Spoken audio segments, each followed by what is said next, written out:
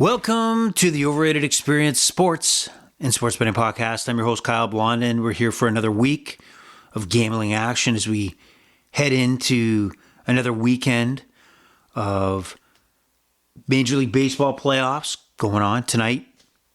Dodgers, Mets, Yankees, Guardians, Cleveland, if you didn't know. Guardians walk-off comeback in the ninth inning, walk-off home run to finish off the Yankees to make it a series 2-1 Yankees. Dodgers currently taking care of the Mets handily 7-2 as we speak. They should be able to go up 3-1. You have some great college football matchups, Texas and Georgia on Saturday, Michigan and Illinois. Some really good matchups, maybe not as good as last week, but a lot of good matchups, a lot of named schools. Will be in action this Saturday, a lot of action. You know I'll be putting some coins and some loonies and toonies on those games for sure. And hockey's back. You know, and hockey's got its second Saturday night coming up, and we'll check out the Lions there. And also EPL and English European soccer's back, which I can't stand the international break, to be honest. If it's not World Cup, it's not Euros. Really, I really don't give a shit if we're playing for the Nations League or whatever the hell it's called. So glad to see that back. We got a jam-packed weekend, and of course, we have the NFL. NFL heading into Week 6 here tonight. Talking about what's going down. Week 7, actually. It's Week 6 last week. We just began Week 7 tonight. So Week 7 began with the Denver Broncos and the Saints.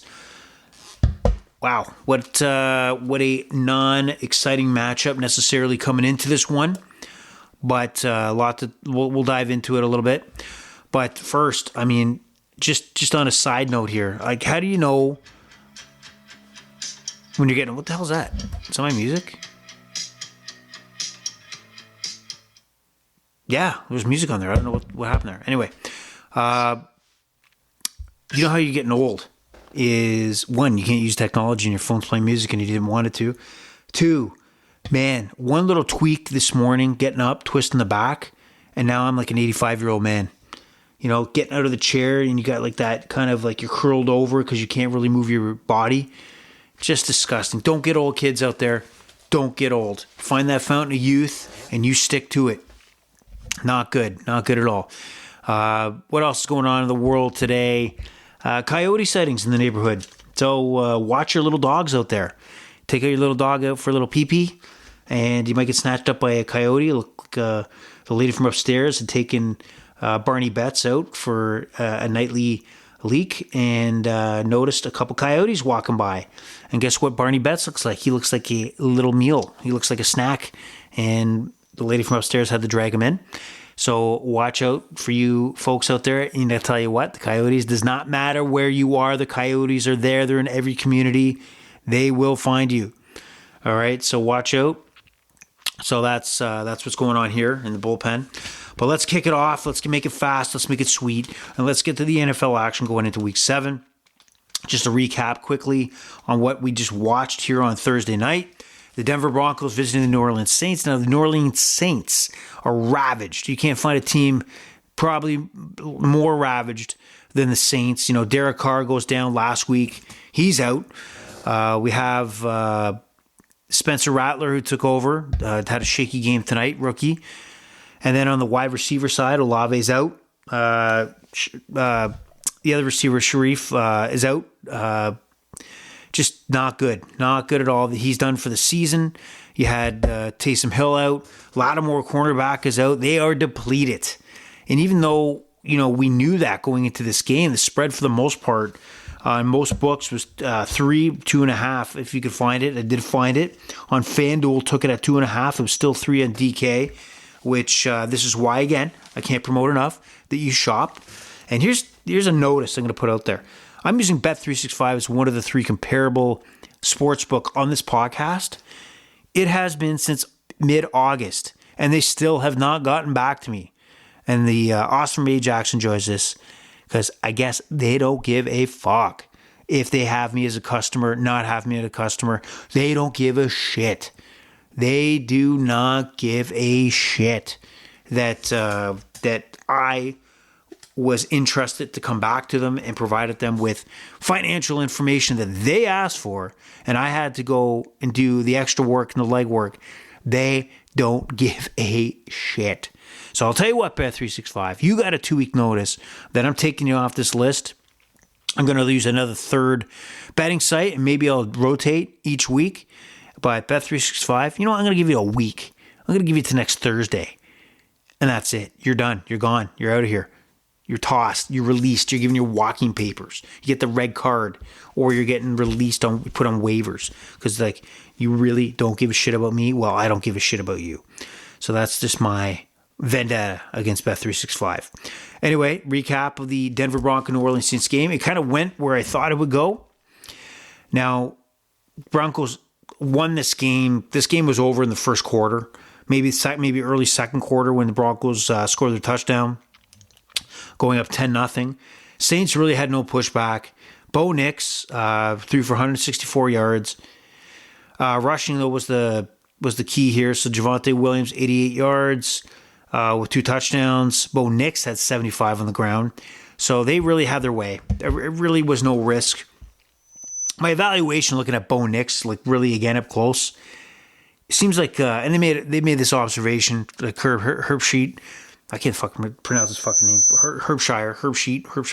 Herbie, made this point. It was very accurate that he has a challenge right now of kind of putting everything together.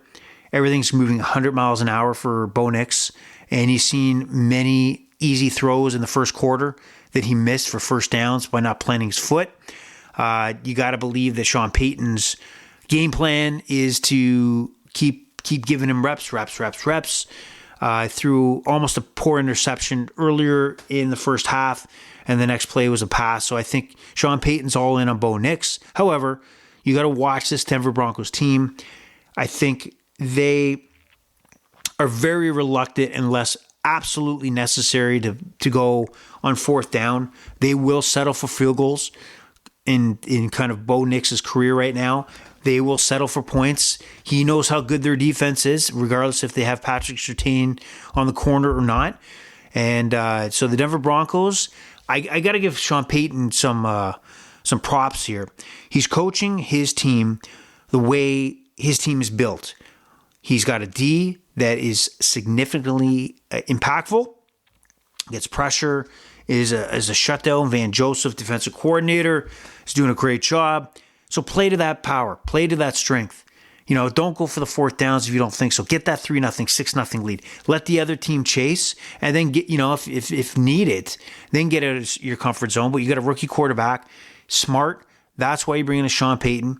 The Russell Wilson time is done, and that you knew that Sean Payton last year had a very short window where he tolerated Russell Wilson and his lack of actual talent that's left. So the Denver Broncos are on the right path. They caught the New Orleans Saints at the right time. Injury riddled, just the way it is. That's the way football goes. They kind of have a weak schedule. So they may be around when it comes to the wild card. Obviously not a Super Bowl threat, but a potential playoff threat. The Saints, season's over, done. It's you might as well go to get from Rattler. I think he's probably going to be on the sidelines holding the clipboard. Jake Hader came in late through that touchdown. Probably would be your guy under center. Saints are done. Time to look at the draft. Saints, bye-bye. And we're going to move on to now Sunday action in the NFL. And it kicks off another game in London. The Jacksonville Jaguars stay over back in England, and they will take on the New England Patriots. Stevenson, for the Patriots, has not been practicing. Running back has not been practicing, so he's limited or not practicing. So it's, keep an eye if you've got you on your fantasy team, like he is mine, or 2 fantasy teams, that he may not be an option this Sunday. It looks like he may or may not. I don't know if the Patriots have traveled yet, but right now the Jaguars, for the most part, on FanDuel are 5.5-point favorites, while on DK and Bet365 are -6. Now it's time for me to make a pick. Here's my thought on this. Can you truly trust the Jacksonville Jaguars? There was a pause, but the answer is no, just to let you know. That's the answer I was looking for. Now, What's unique, what's different, and what's unaccounted for the New England Patriots is Drake May, their first-round pick, gave him a fighting chance, defined fighting chance against the Houston Texans at home in his debut. And why would I trust the Jacksonville Jaguars to, win this game? Fine. Let's give them credit. They may win this game, may not. But the New England Patriots may scheme enough where they hang in this ball game and keep it close. So give me, right now on DraftKings, you have the +6. I'm going to take the Pats +6. You heard it first. Now, moving on to the next game, where I have no faith in the underdog. So, Tennessee, 8.5-point underdogs on FanDuel, 9.5-point underdogs on DK, and Bet365, they're -9. They're +9 underdogs. So this is all over the place. So the betting action for this game is this might keep going until we get to Sunday, this line moving. There's got to be thoughts here, maybe on the 8.5, that the Titans are going to pull the shoot on Will Levis and go to Mason Randolph, which he's a better option. He's not your Super Bowl, he's not your franchise quarterback, but Will Levis isn't. He's not your guy. He's not your guy. So the money's moving, and but I still have faith in the Bills. Bills are the real deal. They just traded for Amari Cooper. Smart move. I don't think everybody out there really realizes how good Amari Cooper is. He's been dealt kind of a bad hand, getting drafted by the Raiders, had some bright times in Dallas, and Dallas could really use an Amari Cooper at this time. Goes to Cleveland, has a decent year with Baker Mayfield, and then suddenly they have no quarterback because Deshaun Watson is a shadow of himself that he was when he was with the Texans, yeah. So the Bills, I'll take a -8.5. Give me Josh Allen any day. He's your guy. Bills cover against the Titans. Now, interesting matchup. Miami, still without Tua Tagovailoa. Heading into Indy, 3-point underdogs across all three books here against the Colts. And it's Joey Flacco, or is it? Richardson looks like he's going to be back and most likely thrown in under center, which I don't like. I think Flacco gives him a better chance to win. However, Miami, you know what? Yeah, they did squeak by New England a couple weeks ago. Does Miami do it this week? I'm going to give Indy the home field advantage. I'm going to say Indianapolis wins this game, and they cover the 3. So give me Indy -3. Now, maybe one of the two best 1 o'clock games that we got going here is the Detroit Lions, who beat the living shite out of the Dallas Cowboys last week, laid a beating. That beating was so bad that Jerry Jones, if you heard this week, he was basically being interviewed by a couple local Dallas reporters on the radio and got a little testicles testy. And things are getting hot in Dallas because maybe he realizes that he's a fraud, not just the team, but him as a general manager is a fraud, and he did nothing in the offseason to better the chances of the Cowboys doing anything this season. Anyway, we're talking Detroit, Minnesota. Lions look like the powerhouse that we thought they were. And I think we know they are. But they come in as a 1.5-point underdog, and that's across all three books we're looking at here. And the Vikings, favorites, undefeated, 5-0, coming off a bye week. But here's a key to me. Here is something you need to write down, something you need to think of, something you need to ponder, and something you need to account for when you look at evaluating this game. And that is Aaron Jones, running back for the Minnesota Vikings. He has not been practicing. I don't know fully if he's ruled out yet, but he's a guy to look at and pay attention to. As you can see in the London game against the Jets, the Minnesota offense was significantly poor, not in a great way. I mean poor when Aaron Jones was out and was not available with that hip issue.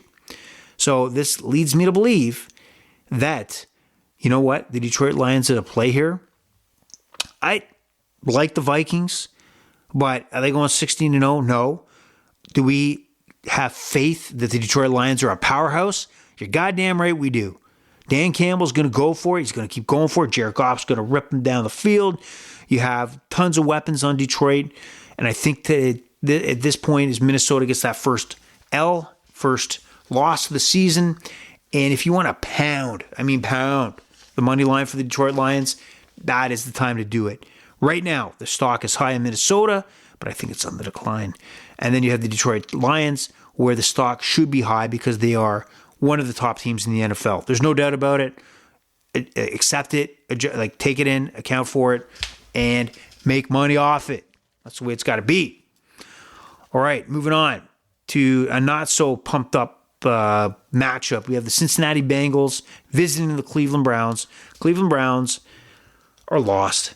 I don't know what the hell they are. I don't know what happened to Deshaun Watson. It's just a struggle to gain any yards for the Cleveland Browns. So, do I have faith that Cleveland at home against a divisional opponent will step up here? Nah, no, I don't. Across the board, it's 5.5. The Cincinnati Bengals are favorites.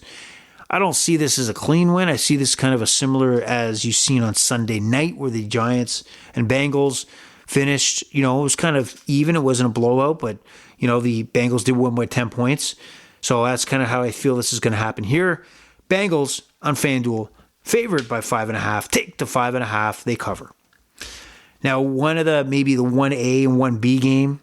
We talked about the Detroit Lions in Minnesota is the 1A, and this is the 1A or 1B game, and that is the Houston Texans take on Jordan Love. Gotta love the love. In Green Bay this Sunday, the Packers on FanDuel 2.5-point favorites. DraftKings 3, 2.5 on Bet365. You know what? Houston, one of the top echelon teams, but are they really, playing that at a high level at this point? I don't know. They haven't impressed me necessarily. I mean, even a couple weeks ago against Buffalo pissed away and couldn't manage the clock properly. And, they could have lost there. Last week, they handled the Patriots, but the Patriots did score points, but probably in junk time. Packers at home, 2.5. Take it at 2.5. 3, I probably wouldn't. But if you got it at 2.5, grab it now. Take the Pack. The Pack are a high echelon team. And should be higher in your power rankings than the Houston Texans, especially with no Nico Collins. Just like the Packers to win this one at home. If it was in Houston, maybe I'd change my mind. Maybe I don't. Maybe next time, tune in case I do change my mind, and you can note it down. All right, to kind of like I don't know what we got here is Seattle visiting Atlanta to take on the Falcons. The Falcons are 3-point favorites across the 3 books. This one kind of I don't know what to do here. And I'll tell you why. Is Atlanta should win, but if it's not 2.5, I don't know if I'll touch this game. But if I had to make a pick, I'm going to say Atlanta. But keep in mind, the Seattle Seahawks look like absolute garbage one drive versus another. And they look fantastic. They go into Detroit, earlier in the season, run with the Lions for a little bit, and then look terrible against the Giants and run with the 49ers for a bit and then then fade away. I don't know what the Seahawks are. I don't know where they're going. And they may show up and dominate the Falcons, just out of nowhere because it doesn't make sense. But I'm going to go with the Falcons, Kirk Cousins. He's our boy. All right. So he's going to have a big game and he'll cover the 3 points. Now, another divisional matchup taking place here is Philadelphia, the Eagles, take on the New York Giants. The Eagles rebounding, getting their receivers back, Devonta Smith and A.J. Brown, and in a win over Cleveland. Didn't look great. The offense is not rolling. Did you see the fact that Nick Sirianni, head coach of the Eagles, was chirping his own fans and then comes out in a press conference with his kids? Man, you got to watch that situation. Because the fact is that the way that the Eagles season ended last year was not good. And the relationship in the locker room, I think, torpedoed their chances to make an extended playoff run. And is that going to happen again here? Right? You got the Commanders now looking like the team on the rise. And the Philadelphia Eagles kind of like leveling out. And there's going to be more pressure because the expectations that they're going to walk away with this division. even this game against the Giants, if the Philadelphia Eagles, this was 2 years ago, I would say that they would blow the Giants out on the road, even though it's they're on the road. But -3 right now across the board, 3.5 in DraftKings, probably sounds about right. I'm a little scared in this game, right? If I'm going to say Philly, I'll take it a FanDuel at -3 because the Giants are just that bad and they can't execute in the end zone. But don't be surprised if they lay an egg. They're not consistent. There's problems there, and I think we're going to see them pop up, but maybe not. I'm hoping not this week. So take the Eagles -3. Now, an interesting matchup. Not really. I just said that to kind of pump up the next portion of the podcast. Is the Carolina Panthers take on the Washington Commanders. The Panthers had a brief, spark against the Raiders with Andy Dalton coming in. Are they better without Bryce Young as their quarterback? Do they have a shot at potentially staying in games and maybe pulling out a few victories? Yeah, but that's it. There's nothing more to the Panthers other than, they really hung in this game for 2.5 quarters, and they obviously put up another loss. And you're taking on a Washington Commanders team that I really hope, they don't take a step back playing a lower opponent. They held their own against the Baltimore Ravens. They lost. So what? They were on the road. They lost. No big deal. They're 4-2 and really realize that they have the ability to win this division. Jaden Daniels is hopefully the real deal. And this is a really proving point that they got to squash a team like the Carolina Panthers. The Panthers should be run out of the stadium. They should be run out of town by the halftime, right? The Commanders should overwhelm them. Andy Dalton should be chasing, and he should have 2 or 3 picks. That's what Washington, if they're playing at the level we think they are, that's what should happen in this game. 8.5 points. I don't know, man. I'm going to take the Washington Commanders. This might get stupid. This might get ridiculous. Actually, not 8.5. I'm going to cross that out because DraftKings is 8. -8. I'm going to take the Commanders at -8. I think there's a little bit of a blowout here. I have no faith in Carolina, and they'll be chasing, and I think they'll be turning the ball over and not moving the ball too well down the field. So Washington's the play here. All right. Now, an interesting matchup. Raiders head into LA to take on the Rams, and the Rams are 6.5 point favorites. And then, DK and Bet365 are 7 point favorites. Rams? Really? I mean, this is an ugly matchup. I'm going to caution you to stay away from this matchup. Who the hell knows what's going to happen? The Raiders are a weird team. Aiden O'Connell is going to be quarterbacking, as far as I understand it. They're now without Devontae Adams. Tom Brady, Tommy B, is now 5% ownership of the Raiders. And what's interesting, because he works for Fox, he's limited to what he can do as far as visiting, other team facilities, pre-meetings with staff and players of other teams, because now that would be a violation of the rules. But man, he's a part owner of the Raiders. So it's a matter of time, I think, before Tom Brady plays more of a central role, aka like a John Lynch or a former John Elway, where the player is making the football-related decisions in the direction of the club. That is coming soon. Guarantee it. The Raiders, well, I have no faith in what they're doing. And the Rams, I have no faith either. So I'm going to, I'll tell you what. I'm going to take the Raiders. I'm going to take the Raiders to cover the 7 points just because it's logic. I don't trust the Rams to cover a spread, especially one that is 7 points. So take the Raiders. Ugly matchup. Won't even be touching that one at all. Now the big 4 o'clock matchup is a rematch of the Super Bowl. And that is the Kansas City Chiefs take on the San Francisco 49ers. The 49ers are actually 1.5 favorites here. Now, at the end of the day, the odds are that only one team in the NFL has had a perfect season. Another team has gone to the Super Bowl, lost, but up till then they had a perfect season. So at some point, the Kansas City Chiefs most likely have to lose. But I don't think it's here. I think you got to take these opportunities and you got to find the value.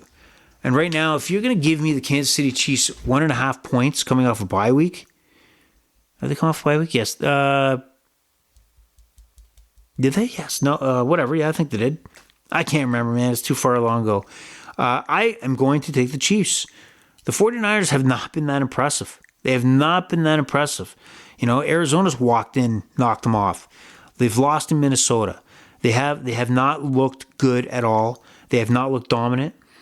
And, I'll take the value. I'll take the Chiefs any day of the week. Okay? So give me the Chiefs 1.5 points on my side. The Sunday Nighter. Hold on. Did I mark the time there? Damn it. The Sunday Nighter. We have Davante Adams, recently traded to the New York Jets, taking on the Pittsburgh Steelers, who, in a wild move, in a twist, a plot twist in Steelerland, looks like they're going to start Russell Wilson and bench Justin Fields. Justin Fields just came off a win in Las Vegas. A lot of compliments out there. A lot of people praising his ability. This is a risky move, but you have a coach in Mike Tomlin who's got a lot of chips. He's an established coach, and maybe Mike Tomlin alone,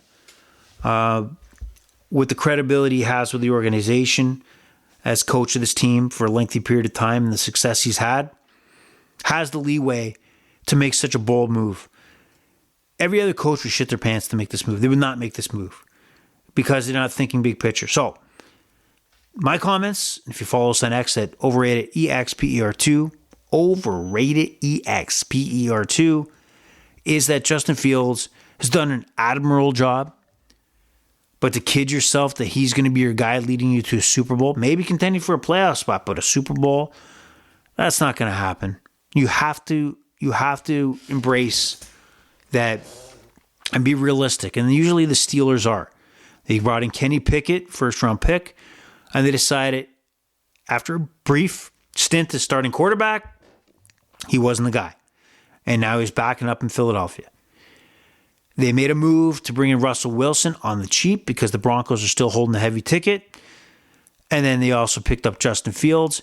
Very smart, right? They don't have their franchise quarterback set up, but they got two viable options, two guys with quarterback NFL experience, knowing that they got a top-notch defense, and obviously their organization is one of the best in the NFL, and they can be they're probably the one team, maybe one or two teams, that could manage with an average quarterback and still be successful. Not Super Bowl successful, and that's where the Steelers want to be, but successful nonetheless. So they've decided that maybe Justin Fields doesn't give them the down. You know what Justin Fields doesn't do? He doesn't consistently hit his weapons that they have, the Pickens of the world. And I think that's what the Steelers think to kind of overcome, go that next level, is now to give Russ a chance and see what he's all about. Or who knows if it's at the end of the day, they give Russell Wilson a chance, he plays decently, and they trade one of the quarterbacks to a team like a Miami as the trade deadline comes up. And they get picks, but they pick the one guy they're going to go with. But they can't tell until they put Russ in the fire.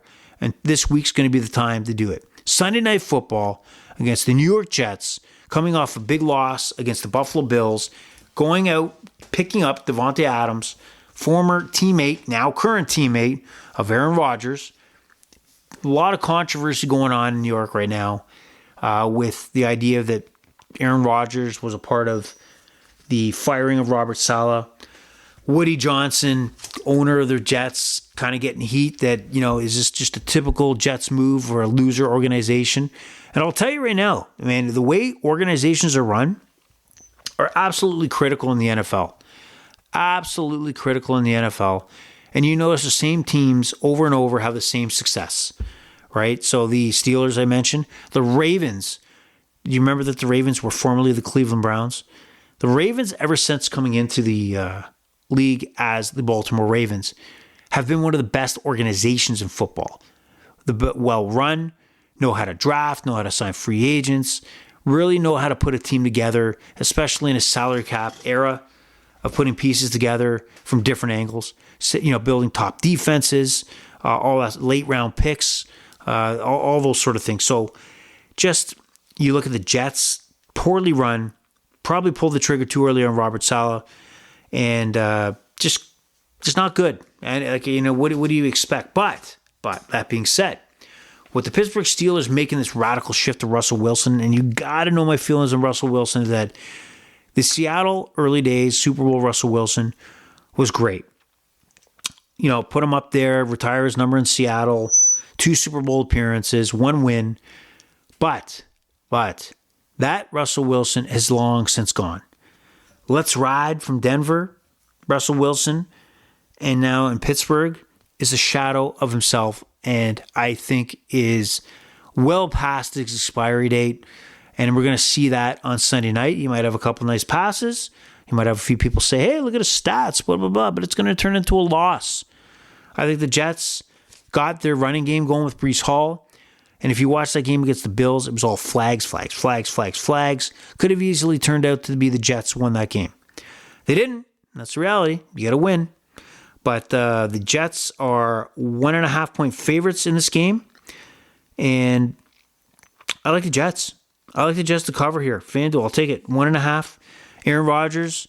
If you think about the way they put this offense together, they got Breece Hall going, and they got Garrett Wilson, Devontae Adams, Allen Lazard. They have to be able to put up some numbers.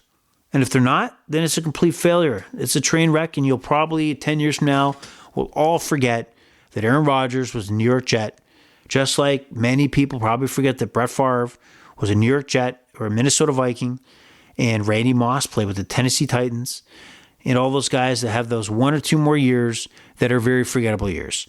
But I got to believe that Aaron Rodgers is not going to go down without a fight, and they walk into Pittsburgh, and the heat is going to be on in Pittsburgh. Their stock is going to decline fast. So take the New York Jets. Now we move on to Monday. We're back to having 2 games each night, or for the Monday night. The first one is the Baltimore Ravens heading into Tampa Bay as 3.5-point favorites to take on the Buccaneers. What do we got here? I think we have Tampa Bay, who has been very impressive, with the exception of fucking me over against Denver a few weeks back. But they've been very impressive.